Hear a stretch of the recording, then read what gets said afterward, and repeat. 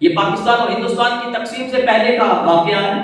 ابھی پارٹیشن نہیں ہوئی تھی، اور آج ہندوستان کا جو حصہ ہے پنجاب، اس پنجاب کا ایک گاؤں کا رہنے والا ایک بوڑھا تھا، نام تھا اس کا اشرف، اور پورے گاؤں میں وہ اشرف زادہ کے نام سے مشہور تھا،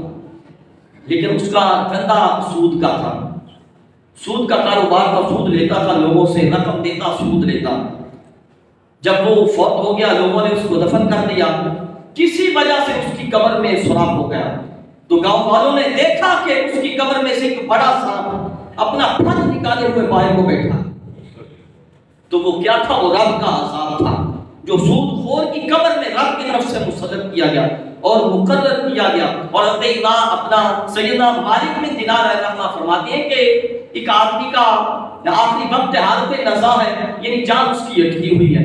میں وہاں پہ موجود ہوں اور اس کو کلمہ کی تلقین کر رہا ہوں کہ کلمہ پڑھ، لیکن اس کی زبان پہ کلمہ جاری نہیں ہوتا، کلمہ نہیں پڑھتا، بلکہ کلمہ کی بجائے 11-12 اس کی زبان پہ جاری ہوتا ہے۔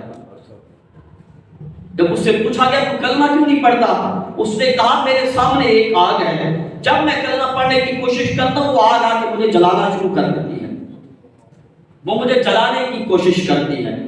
تو اس لیے میں عرض یہ کر رہا تھا کہ میرے حضور نے فرمایا کہ اگر کسی نے سود سے کچھ مال کمایا ہوگا، اللہ اس کا کوئی مال، اس کا کوئی عمل بھی قبول نہیں کرے گا، اور فرمایا کہ